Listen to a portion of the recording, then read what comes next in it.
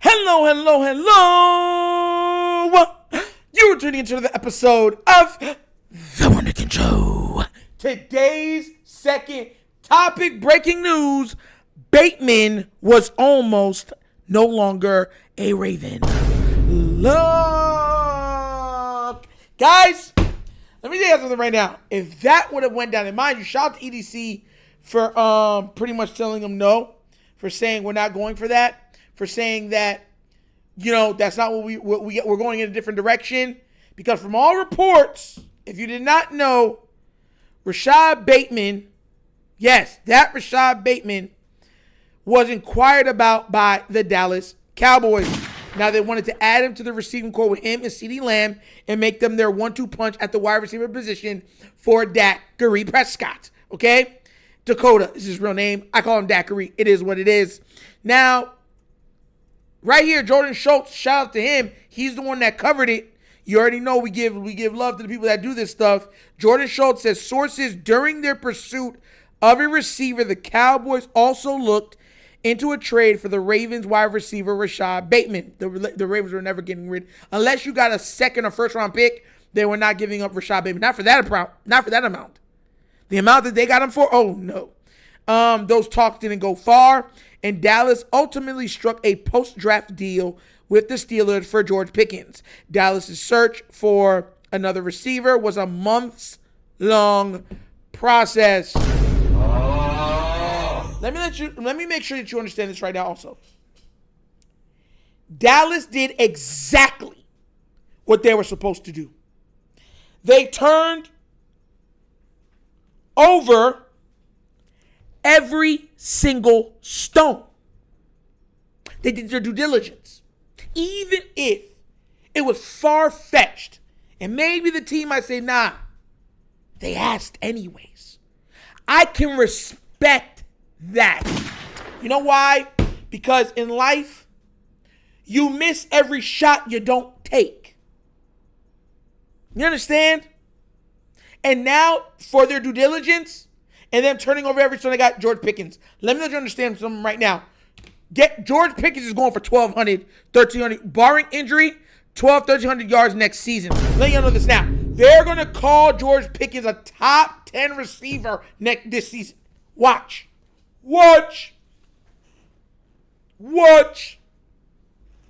Jerry Jones is going to be singing that man like, you are my fire, the one desire, you are.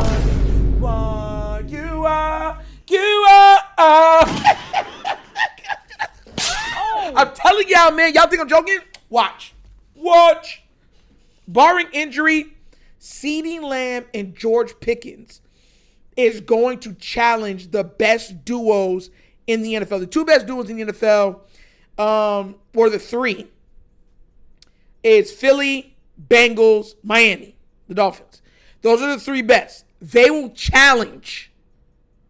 Matter of fact, I'll even go so far to say they will knock off one of those three. And they themselves will become a top 3 duo in the league this season. I'm telling you. I tell you. Watch. Y'all gonna be like, but I'm so happy. Even though I would have loved a big 6'4" guy as a receiver. I'm happy the Ravens didn't give away Rashod Bateman. I'm very happy. Why?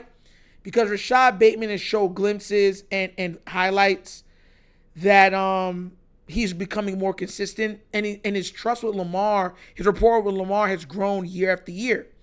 And everyone seems to forget Davante Adams wasn't Davante Adams in his first 3-4 years. It took 4 or 5 years for Davante Adams to become Davante Adams. You understand where I'm coming from? So I'm not adverse to waiting.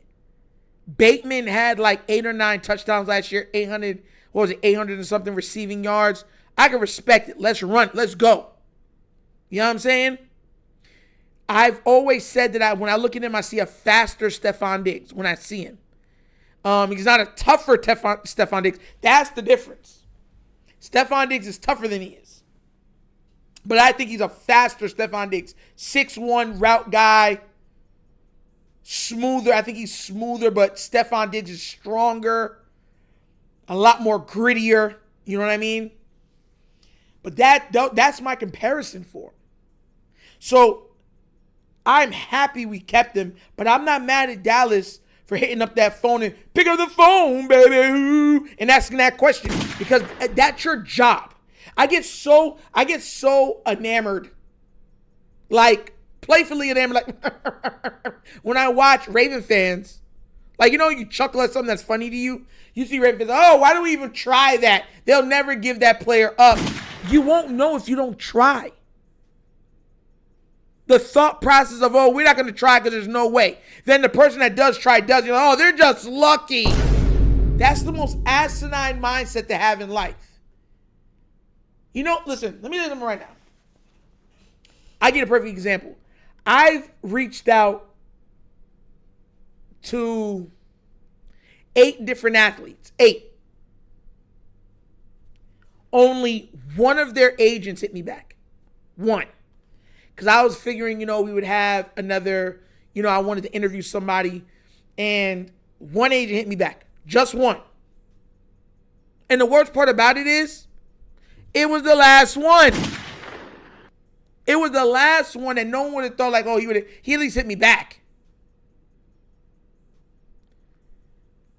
But if I would have got the straw and said, oh, because it's not really going to happen, it's hard enough getting in touch with these guys, it's not really good, it's not going to happen, then I would have gave up after the 4th or 5th one. But you keep trying. You keep shooting your shot. Unless it's a girl, she tells you to go away. And then at that time, you run the other way, you don't look back. You know what I'm saying? But outside of that, you keep trying.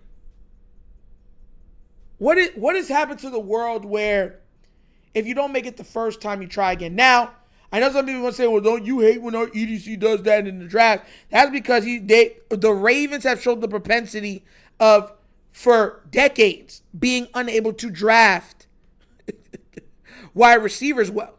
Hence why I say, go get me a guy in the free agent market to do the job then. But nonetheless, I'm not mad at them. They did their job. EDC did his and said, no. We got our guys. Zay Flowers, Bateman, if they just let Isaiah be Isaiah, is a great trio. That is a very, very high quality trio that Lamar has at his disposal.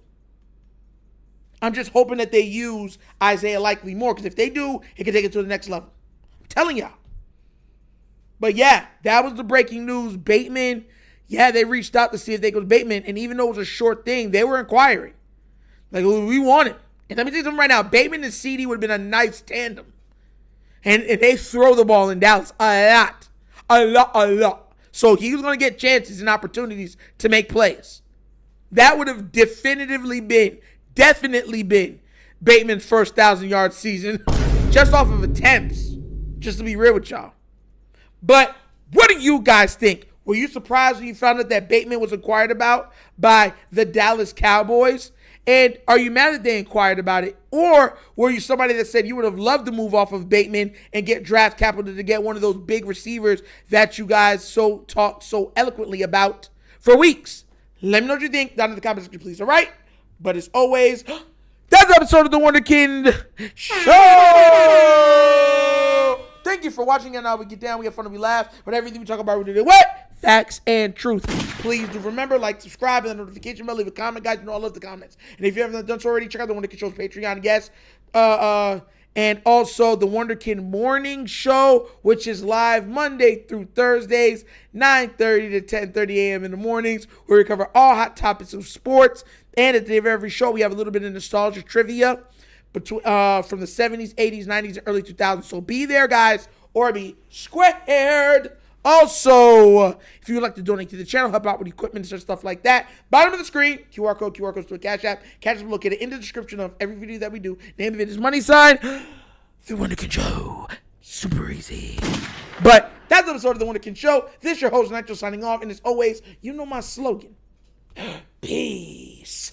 And I am out of here. Huh? Yeah.